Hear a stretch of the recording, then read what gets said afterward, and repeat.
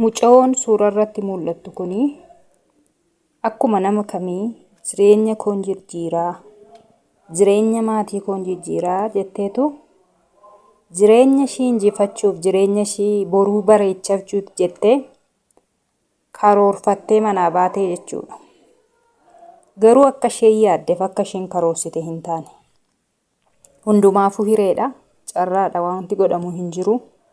Mucoon kuni biyyaa baatee ji'a 4 gidduutti biyya Saawudiitti lubbuun ishii boqoteera jedhamaa jira. Dhugaa baay'ee nama gaddisiisa.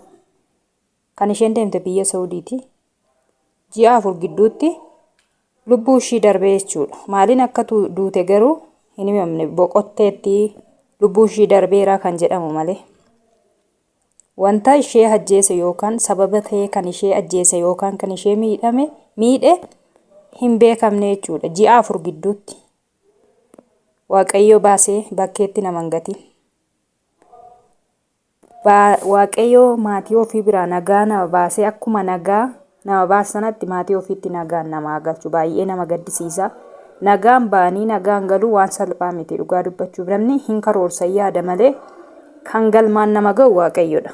Maaliif har'a jirreenna malee boruu keenya hin beeknu jechuudha.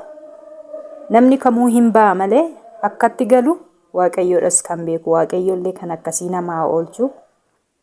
Baanii karaatti hafu Waaqayyo namaa oolchu. Du'a tasaa Waaqayyo namaa oolchu. Baay'ee nama gaddisiisa.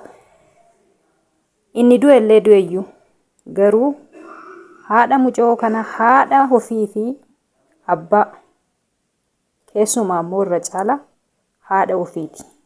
Kan ala laalaa, bakkee laalaa, madaa keessa isheetiin hin qorre yookaan madaa godaannisa kan ta'eef ta'u haadha ofiiti jechuudha.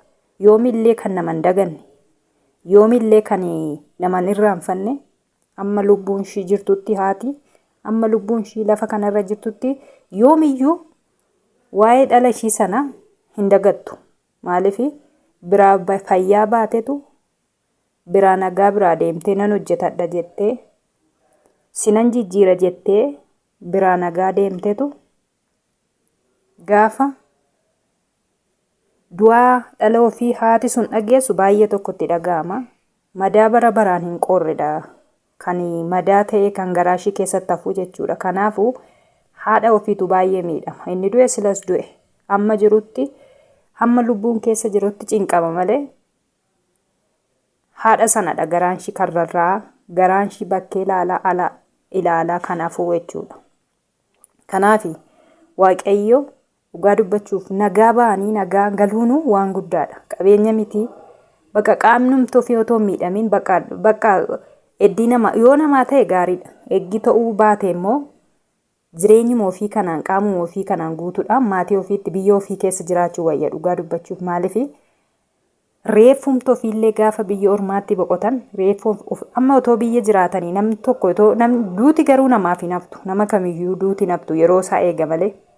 Yeroo isaa eegee sadarkaa isaa eegeetu namni kamiyyuu hin boqota yeroo isaatti. Garuu gaafa jireenya koon jijjiiradhanii biyyaa ba'anii immoo biyya ormaa keessatti akka taanetti gaafa du'anii reeffa ofii immoo akka salphaan gara biyyaa hin galu. Maaliif jennaan bakka biroo waan baay'ee guddaa waan bakka sadarkaa baay'ee gaafata waan ta'eef baay'ee ulfaataadha. Kanaaf Waaqayyo kan akkasii namaa oolchu. Oo biyya keessa jiraatan maatiin ofiillee bu'anii gaddanii hawwaalachuu danda'u. Garuu kan biyya fagoo kan biyya kee alaa kun baay'ee ulfaataadha. Waaqayyo immoo kan akkasii nama oolchu. Baasee Waaqayyo nama hin gatiin. Qabeenyi hunduu hafee sammuu nagaa, jireenya nagaa qaama guutuudhaan gara biyya ofii gara maatii ofiitti yoo deebi'an kun akka kootti filannoo isa guddaadha dhugaa dubbachuuf. Kanaaf Waaqayyo du'a akkasii nama oolchu. Mucoo kana dhugaa dubbachuu baay'ee tokko na gaddisiise. Ji'a 4 gidduutti gaafa nam tokko lubbuun isaa boqotu baay'ee nama gaddisiisa. Ijoolleen keenya amma yoomitti akkaataa du'a akka kanaa akka du'an sababii du'a isaanii immoo kan hin mul'anne baay'ee namatti ulfaata. Nama dubbatuuf kan hin qabaanne, nama falmuuf kan hin qabaamne miidhama isaan irratti yoo miidhamte namni si dubbatu, namni si bakka lubbuu kee oolchuu kan hin dandeenye jechuudha. Kanaaf Waaqayyo kan akkasii namaa oolchu baay'ee tokko ulfaata. Firoota ishii hundumaaf maatii ishii hundumaaf jajjabina Waaqayyo haa kennu. Ishee immoo mootummaa isaatti Waaqayyo ishee haa simatu. Waan jennu hin qabnu baay'ee ulfaata. Nagaan naaf tura. YouTube koo subscribe, like, share naa godhaa na jajjabeessaa isiniin jedha obboloota koo. Nagaan naaf tura.